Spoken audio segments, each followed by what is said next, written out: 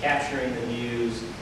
Hanging from the ceiling in the atrium area are elements that we call icons, and those are artistic pieces that are evocative in one way or another of this area's history or culture, and it's everything from Babe Ruth hitting the longest home run of his career here in Tampa, to a flamenco dancer, to the Gasparilla ship, and there are a total of 14 of those. They're all lined in neon, and the neon even evokes movement, and after hours, it's particularly striking. So it's a nice space to spend time in. Exhibits. We rely heavily on the power of stories. We believe that there are a lot of people that may not be drawn to history, but boy, we all sure like to gather around our parents or our grandparents' knees and hear the stories that they had to tell. So we want to try to be the storyteller. But we also have to use sophisticated exhibits to do that. And so we've tried to create exhibits that are not simply photos on walls or cases full of stuff. We've tried to create exhibits that are immersive, where maybe you walk into a 1920s era cigar store, or walk into a factory, as one might have seen, cigar factory in West Tampa or in Ybor City. We've tried to create exhibits that are interactive.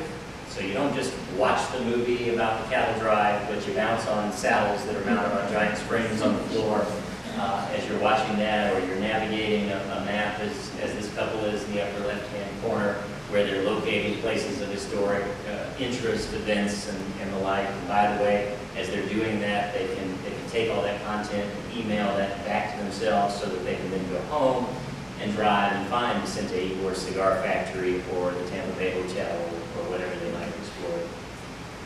Experience-based exhibits. Whether you're going down the Hillsborough River, as the universities and colleges that train here do, or you're interacting with a living historian, an interpreter who's telling you about the Spanish-American War. We do a lot with programming. We offer programs for preschoolers all the way up to senior learners. We have a great relationship with the Osher Lifelong Learning Institute, which is here, and we're doing 3 or 4 senior learning sessions a year. These are anywhere from 2 weeks to 5 weeks long. They've proved very popular. We do a lot with living history. All these folks are volunteers who come out on special weekends and represent different eras in history, interacting with our visitors, and again, providing that very experience-based kind of guest visit. Distinguished lectures. We're doing a lot of lectures and programs. A little bit about our collections. We have 80,000 artifacts. We have truly a world-class seminal collection, a world-class cigar collection, as you might imagine, not of cigars, but cigar-related items, advertising items, tools, and the like, and a world-class cartographic collection. I'll talk a little bit more about that. It's about 3,500 books, extensive archival collections. We are a collecting institution in that we're receiving new materials, maybe not daily, but certainly on a weekly basis. And we do get excited when people walk into our building with the banker's box and open the lid, because we never know what's going to be inside. Everything we do well is a result of the partnerships that we have in place. I already talked a little bit about the partnership with Hillsborough County and the City of Tampa, the partnership with the Columbia, and I'll just add to the Columbia that one of the things I like most about the partnership with the Columbia is going back to that desire to create an experience for our guests. As they're going through our Cigar City story and they're learning about the rich food traditions of this area, which Andy Hughes, you know well, they can then go to the Columbia and they can taste Cafe Con Leche and they can taste a Cuban sandwich. So I think that's a whole new level of interactive kind of exhibit. So we're excited to have them as a partner. Osher Lifelong Learning Institute I talked about. Florida Department of Community Affairs is a state agency which actually provided the grant money to the City of Tampa to purchase Fort Brooke Okeechobee Park. They still maintain a very active role, and if you don't think it was fun representing a private entity as we were building, working with the state, the county, and the city, I can assure you it was. We all played nicely together, I think because we all knew we were working on something that was bigger than any of us, but it did make for an interesting dynamic. Hillsborough County Public Schools, we involved the school district very early. We gained both teacher and student input as we were putting together our exhibits and our programs. And the reward has been, Superintendent Elia mandated 2 years ago that all 8th graders within the district would go through our our facility as a required field trip visit. In Hillsborough County, that's about 14,000 students.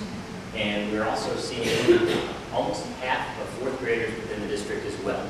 We do see a lot of visitation from other counties too, but we're working most closely with Hillsborough County at this point. Our newest partnership, Smithsonian Affiliations. The Smithsonian created this program about 10 years ago, and the idea was to try to take the Smithsonian's collections and expertise and place them in communities throughout the country. So we met certain criteria. We had to go through a pretty rigorous application process. We went through that successfully, and so we're representing the Smithsonian in the Tampa Bay area. There are 12 museums in the state of Florida that are Smithsonian affiliates. What that does is it allows us to borrow materials from the Smithsonian on a long-term basis. The Smithsonian, like most museums in this country, only exhibit a fraction of their holdings. They're a wonderful collection of holdings area full of some terrific things that we're now able to borrow for long periods. We can also borrow exhibitions. We can participate in staff exchanges. If there are students that are interested in working in an internship capacity, we can actually work with the Smithsonian and find a research project and perhaps even send them to Washington to participate in something there. So this is a relationship. It's all of 6 months old for us, but I think it has a world of potential and has some relevance for this program as well. It's something I hope we talk more about. The relationship, though, that I want to talk about next is this one, the special relationship that we have with USF Libraries and the Florida Studies Center. The reason that we have this partnership is because of our shared missions.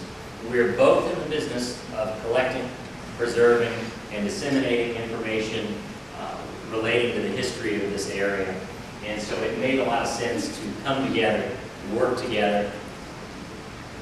When you look at the missions of the two organizations, very similar. A little bit about the history of the partnership.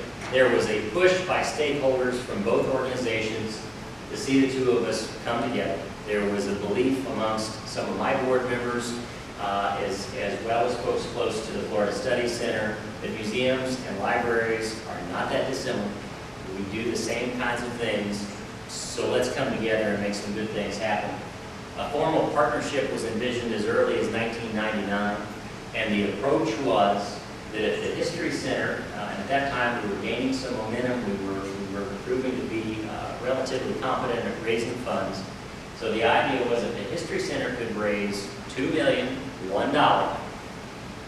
It could then be deposited with the USF Foundation, and it would be eligible for a 100% state match.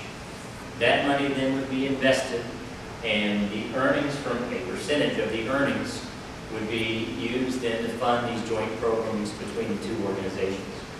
And it took a few years, but that's exactly what happened. The partnership works because both entities brought something to the table.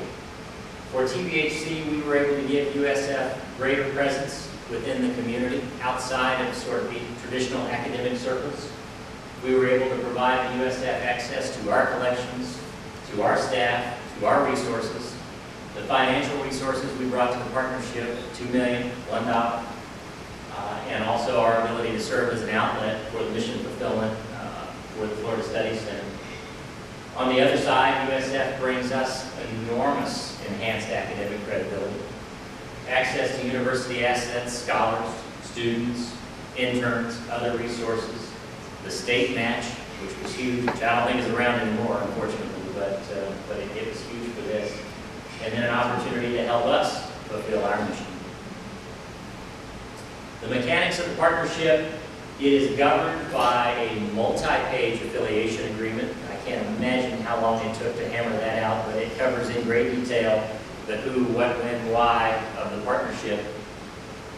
The relationship is managed by the head of the Tampa Bay History Center on our side, and by the head of the Florida Studies Center, who is Dr. Mark Greenberg on USF's side. We have a committee comprised of representatives of both organizations.